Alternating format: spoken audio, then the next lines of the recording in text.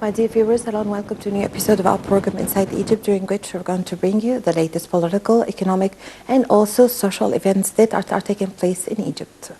Voters cast their ballots on Sunday in the parliamentary elections in some constituencies in Bahira, Bani Suif, and also in Alexandria. This came in accordance with the judicial verdicts to rerun the elections in these constituencies. More details in the following report by Nile TV's Hala El Hamalawi.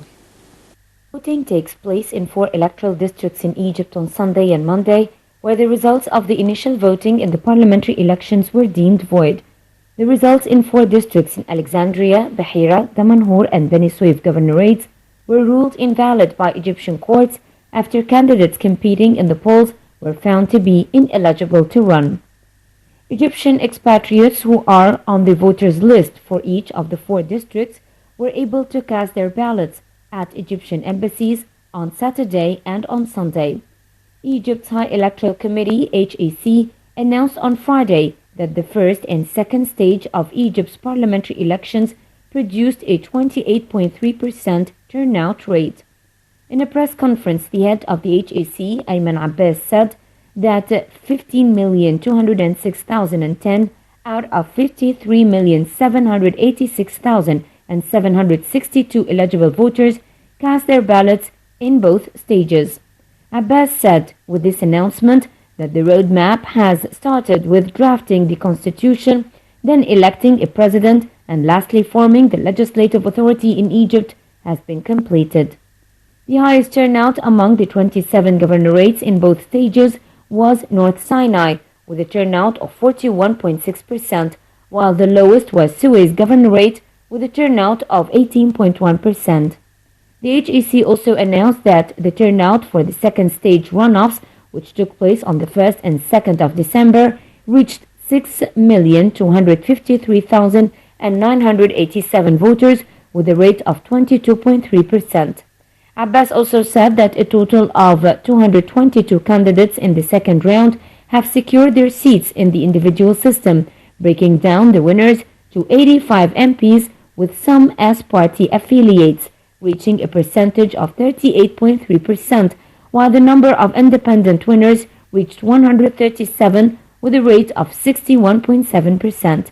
He added that 12 women and 17 youths under 35 were among those winners. Abbas said 13 MPs from the districts in Alexandria, Bahira, Damanhur, and Bani Suif governorates are yet to be re-elected, as the district's first phase results were deemed void by the Egyptian administrative courts. Egypt's parliament, the House of Representatives, will be comprised of 596 members, 448 elected as independents, and 120 from party-based lists.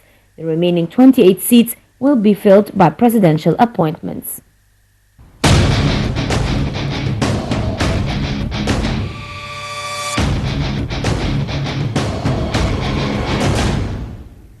Well, Egypt has been chosen by the 15 member states of the UN Security Council to chair the Anti-Terrorism Committee when it assumes its seat at the Council next month.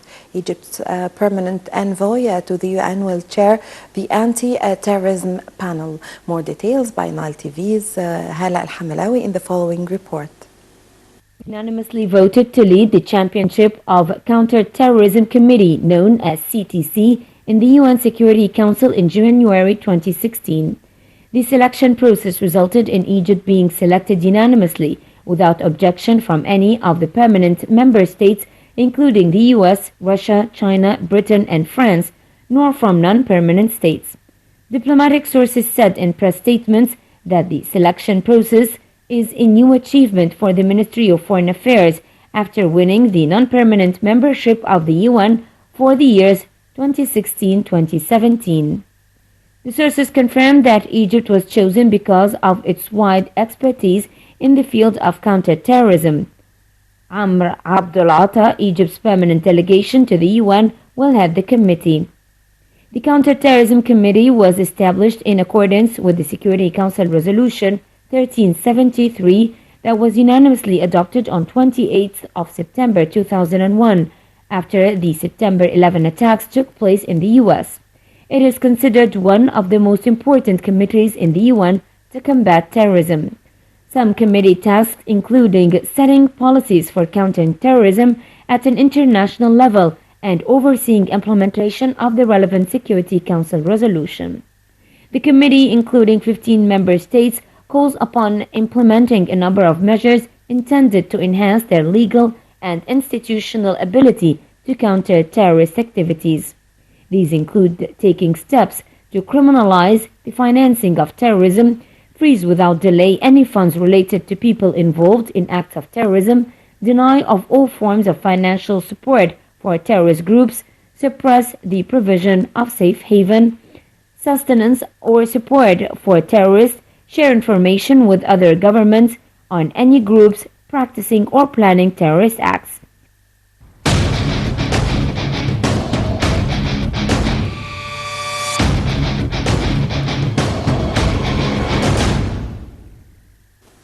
Well, Egypt proposed 15 investment projects worth $10 billion at the China-Africa Cooperation Summit. Prime Minister Sharif Ismail delivered Egypt's speech before the China-Africa Forum held in the South African capital, where he focused on the importance of cooperation between Beijing and African states based on mutual interests. More details in the following report by Nile TV's Hala El-Hamalawi. Spokesperson for the Egyptian cabinet, Hossein Qawish, has said that Egypt has proposed 15 projects at a cost of $10 billion at the Forum on China-Africa Cooperation in South Africa's Johannesburg. Qawish said the Chinese side is interested in projects in the Suez Canal zone, especially projects related to power generation, logistics, transportation, and infrastructure. He added that the fast, non-routine steps needed to execute such projects will be a challenge for the government, but affirmed Egypt's eagerness to move forward and complete any procedures necessary for such projects. Egypt's Prime Minister Sharif Ismail delivered a speech on Saturday in Johannesburg during a session headed by the Chinese president at the FOCAC. During his speech, Ismail focused on the importance of Sino-African cooperation based on mutual interest and the necessity that China participates in development projects in the African continent, in addition to showing Egyptian measures taken to create a favorable atmosphere for investments and investment opportunities. Ismail met with Chinese President Xi Jinping late on Friday in Johannesburg, where investment in Egypt was discussed. Egyptian-Chinese cooperative relations will reach their 60th year anniversary next month, according to Qawish. The Chinese president will visit Egypt in January 2016, a step that Egypt considers the inauguration of a new stage in the relationship. According to Qawish, Jinping expressed his appreciation for his Egyptian counterpart, Abdel Fattah al-Sisi, and his leadership. Qawish added that China has said that it stands with Egypt in its efforts to combat terrorism, especially after Egypt secured a non-permanent seat on the UN Security Council in October.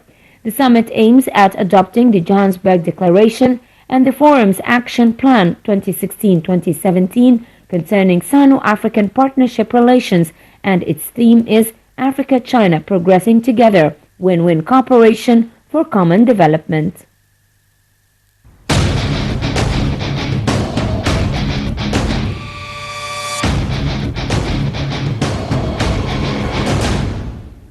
The American Chamber of Commerce has hosted an event with the title The Challenges and Opportunities of the Real Estate Industry in Egypt to discuss important topics that matters to the real estate sector as it is considered to be a key driver for the economic growth. More details in the following report by Nile TV's Dina Huwaida. The American Chamber of Commerce in Egypt hosted a conference with the title The Real Estate Industries in Egypt Challenges and Opportunities Conference. The conference involved topics that matter to the real estate sector in Egypt, as it is a dynamic and reliable industry serving as the backbone of the nation's economy despite the political and economic setbacks endured in the recent years. The conference is very important because the real estate market represents a great portion of the Egyptian GDP. Besides the fact that it's very important for the business, as an employment creator and as a wealth developer, it affects everybody. So we have different sectors of the market, the high end, the middle class, and the lower end, that were really affected because of the way the real estate was handled in Egypt and the culture that developed over that time. So we have to develop the mortgage culture, we have to develop the leasing culture, the rent culture, get away from the pure ownership culture, and get Egypt out of this bottleneck we're in. It's a very serious problem, and today we have a lot of expertise around the table. The event was attended by Minister of Investment Ashraf Salman and a number of real estate market leaders. The event has discussed several factors attributed to the strength and importance of the real estate sector in Egypt. It contributes to more than 90 industries related to construction, from both domestic and foreign investment, making it one of Egypt's biggest revenue sources. Again, it represents 11.5% of GDP. It represents 11.8% of employment. It has a direct correlation in relation to around 90 industries, 90 manufacturing industries. So it is very important sector for the economy, and it is on top of the sectors that we attract investments on. Improving tourism and rising visitors' numbers in Egypt provide another demand stream, with foreign investors seeking high-value opportunities in the country's many popular resorts. Last quarter, we have offered medium-sized projects like in New Cairo and in Zayed City. We have also offered projects on North Coast. This in addition to the preparation of the big cities like the capital city and Al Alamein city. What is the IRR of this industry in Egypt? And what is the IRR of this industry? The real estate sector in Egypt serves as the backbone for the Egyptian economy, and today's conference comes at an important time to gather developers and investors to discuss challenges, opportunities, and new trends for this sector. Dina Hoidak, Nile TV International.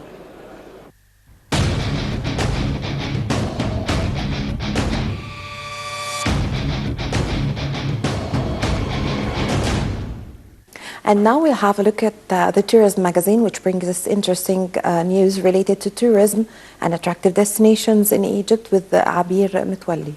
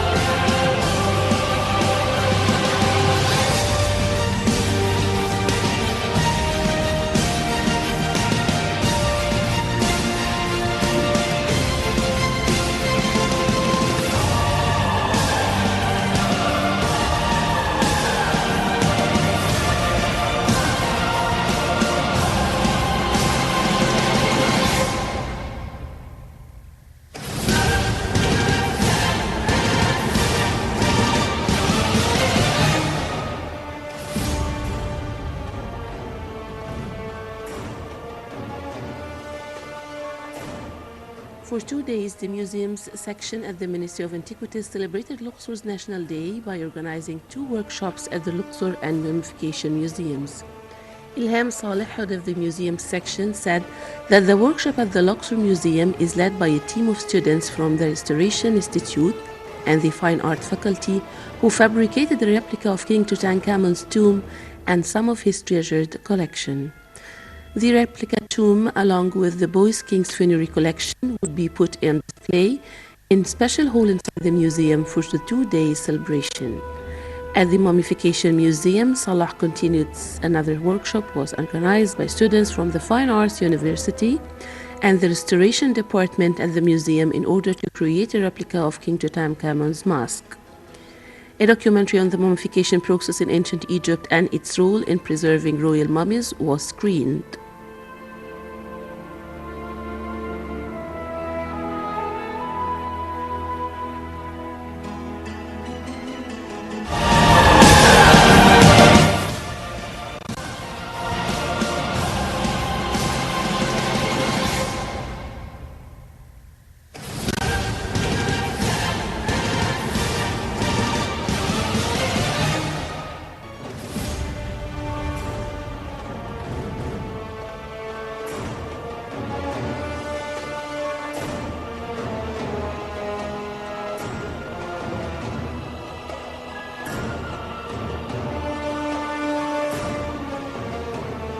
The Minister of Antiquities assigned an archaeological committee from the Coptic and Islamic Antiquities Department to take all the necessary procedures to protect archaeological sites in Wadi al-Natruns from flooding. Earlier, Muhammad Abdul Latif, head of the Islamic and Coptic Antiquities Department, said that the heavy rain that hit the country had a negative impact on Coptic monasteries in the Wadi al-Natrun area. He continued to say that the dome that covered the ceiling on the side chamber neighboring the Virgin Church at Deir al-Suryan fell down. This dome, Abdul Latif asserted, does not have any decoration, adding that the rest of the monastery and its side buildings, such as churches, the churs, and the monks' cells, are in well-preserved condition and were not affected by the rain. Abdul Latif went on to say that the monasteries of Saint Mariucus and Saint Pishoy are also still in a well-preserved condition and are safe. However, water leaked inside the church of Barumas Monastery, though it had been pumped out. He added that the walls are still wet. Water also leaked inside some archaeological sites in Alexandria and Rosetta, as well as the North and South Sinai, but has been pumped out from all the sites. Abdul Latif pointed out that the committee would take all the necessary procedures to protect the archaeological sites from the leakage of water, as well as to develop them so they are not threatened by bad weather in the future.